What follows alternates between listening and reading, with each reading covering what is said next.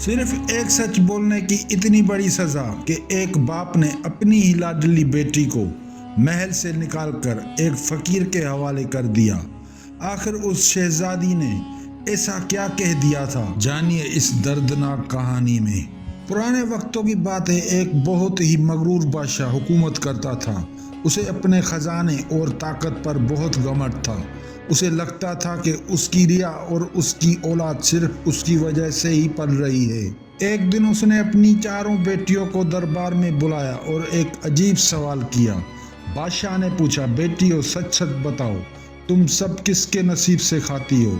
کس کی وجہ سے تمہیں یہ شان اور شوکت ملی ہے؟ پہلی بیٹی نے خوشامد کرتے ہوئے کہا، ابا حضور، ہم آپ کے نصیب کا کھاتے ہیں، اگر آپ نہ ہوتے تو ہم بھوکے مر جاتے۔ دوسری اور تیسری بیٹی نے بھی یہی کہا۔ بادشاہ یہ سن کر خوشی سے پھولے نہیں سمایا۔ لیکن جب سب سے چھوٹی بیٹی کی باری آئی، جو بہت نیک اور سمجھدار تھی، تو اس نے آداب سے سر جھکا کر کہا، ابا جان، میں اپنا نصیب کا کھاتی ہوں، جو میرے رب نے میرے لیے لکھا ہے، اب تو صرف ایک ذریعہ ہے۔ یہ سنتے ہی بادشاہ کے تن بدن میں آگ لگ گئی۔ اس کا غرور اسے برداشت نہیں کر سکا۔ اس نے گرج کر کہا، اچھا تجھے اپنے نصیب پر اتنا بھروسہ ہے تو آج میں دیکھتا ہوں تیرا نصیب تجھے کیسے کھلاتا ہے۔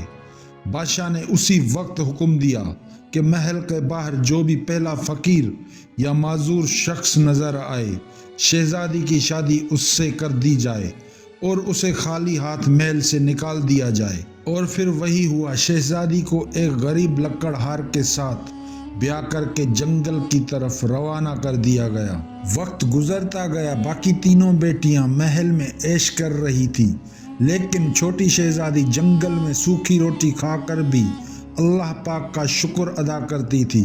پھر اللہ کی قدرت دیکھیے، جیسے بنجر زمین پر شہزادی اور اس کا شوہر ہل چلا رہے تھے، وہاں سے ایک قدیمی خزانہ نکل آیا۔ دیکھتے ہی دیکھتے ان کے حالات بدل گئے۔ انہوں نے وہاں ایک نیا اور خوشحال شہر بسا لیا اور وہ غریب لکڑہار اب ایک امیر سوداگر بن چکا تھا۔ دوسری طرف اس گھمنڈی بادشاہ پر برا وقت آ گیا۔ دشمن ملک نے حملہ کر کے اس کا سب کچھ چھین لیا تھا۔ وہ بادشاہ جو کبھی روٹی دیتا تھا، آج خود روٹی کے ایک نوالے کا محتاج ہو گیا تھا۔ ٹھوکریں کھاتے کھاتے وہ ایک ایسی ریاست میں پہنچا جہاں غریبوں کے لیے لنگر عام چل رہا تھا۔ بادشاہ بھوک سے نڈال ہو کر وہاں کھانے کے لیے بیٹھ گیا۔ جیسے ہی اس نے پہلا نوالا منہ میں ڈالا، اسے وہی ذائقہ محسوس ہوا جو کبھی اس کے محل کے شاہی خانوں میں ہوتا تھا۔ اس نے چونکا کر سر اٹھایا تو سامنے وہی چھوٹی بیٹی کھڑی تھی جو اب ایک ملکہ لگ رہی تھی۔ بیٹی نے باپ کو پہچان لیا اور دوڑ کر گلے لگا لیا۔ بادشاہ شرمندگی سے پانی پانی ہو گیا اور اس کی آنکھوں سے آنسو جاری ہو گئے۔ تب بیٹی نے مسکرا کر کہا، ابا جان، دیکھا آپ نے، میں آج بھی اپنے نصیب کا ہی کھا رہی ہوں اور آج آپ بھی میرے ہی نصیب کا کھا رہے ہیں۔ دینے والی ذات صرف اللہ پاک کی ہے۔ دوستو، کبھی اپنے مال اور طاقت پر گھمنڈ نہ کریں۔ رزق کا وعدہ اللہ تعالیٰ نے کیا ہے، انسان کی کوئی اوقات نہیں۔